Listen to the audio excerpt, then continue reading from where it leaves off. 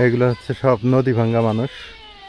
এই যে দেখেন সবগুলোর বাড়ি ঘর দুয়ার সেই বিলাসিতে ছিল, সেই জোরদার ছিল।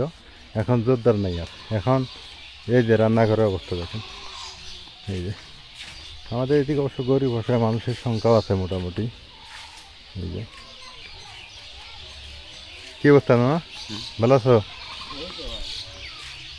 এই যে কলোনি সিস্টেম হয়ে গেছে, বাড়ি ঘরের উপরে ঘর, ঘরের উপরে ঘর। আমার এলাকাটা একটু ঘুরে ঘুরে দেখাবো আপনাদের, কিন্তু একটু সময় পাই না তো, ঘুরবো আর দেখাবো আপনাদের। এগুলো সবই নদী ভাঙ্গা মানুষ।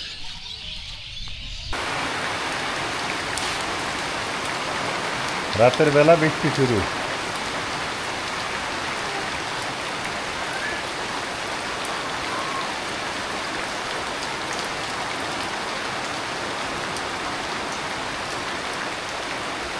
বর্ষাকালে বৃষ্টি হইল না, শরৎকালে মনে হয় বৃষ্টি শুরু হয়েছে।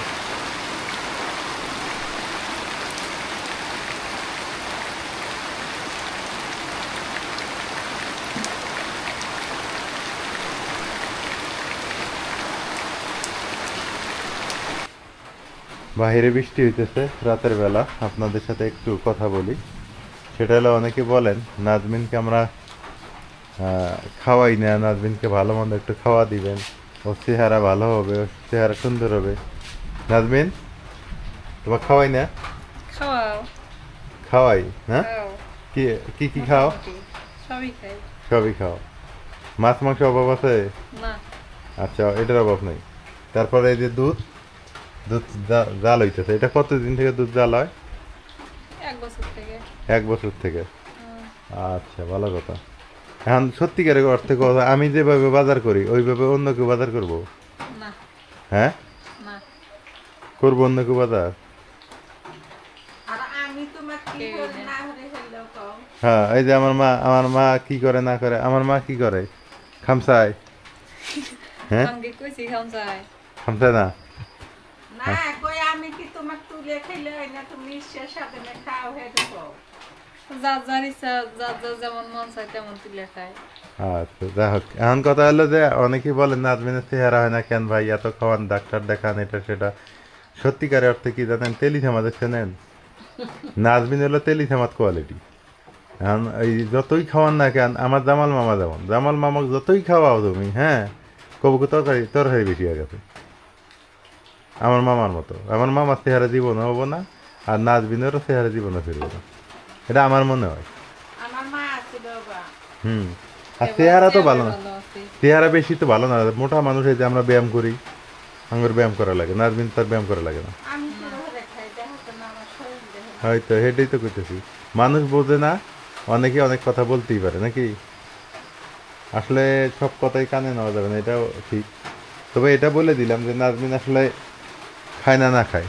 আর একটা ব্যাপার দেখাই আপনাদের, এই দেখেন একটা জিনিস দেখাই, এটাই এটাই দেখাই, ওটা থাক, ওটা হাফ তো।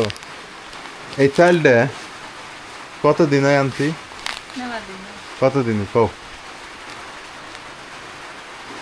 এটা কি চাল? নাই, অনেক দিন আগে নিয়ে আসে। এটা কি চাল? আতপ চাল। এটাতে কি হয়? পিঠা হয়।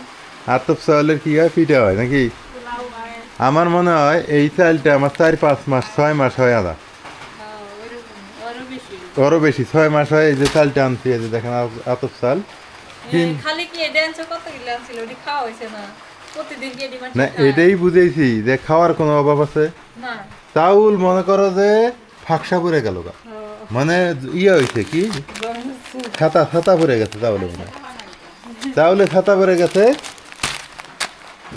খাওয়া, তার খাওয়ার খবর নাই। হ্যাঁ, তাহলে আর কিভাবে আমি কি করব? আজকে হুইল সাবান কয়টা আনছি? হিসাব করা লাগে 6টা মনে হয়। হ্যাঁ, 6টা না 4টা। দেখি আগে, এটা প্রমাণ করে দেখি। অনেকেই বলবেন যে ভাই কি বলেন না বলেন। এখন একটা জিনিস দেখি আপনাদের, এই দেখেন হুইল সাবান কতগুলো এখানে পড়ে আছে। তারপরে দেখেন এই যে সার্ফ এক্সেল দেখেন পরে আছে, এই দেখেন এখানে এইগুলো কি। আচ্ছা, এগুলো কি? সবজি মশলা। ও, সবজি মশলা।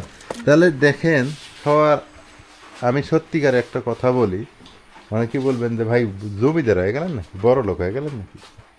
বড় লোক না, আমার যখন একটা ভাঙ্গা ছায়লা ছিল তখনও কিন্তু খাওয়ার আমি অভাব করিনি।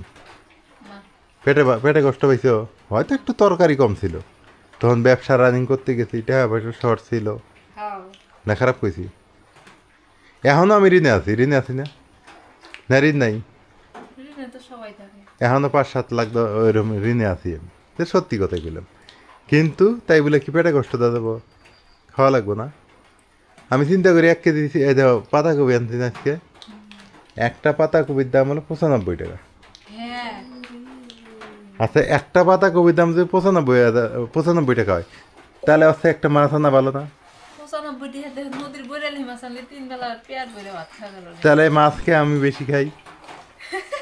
ওই কাঁচা তরকারির চাইতে মাছ বেশি খাই কেন না? কাঁচা তরকারির চাইতে মাছের দাম কম।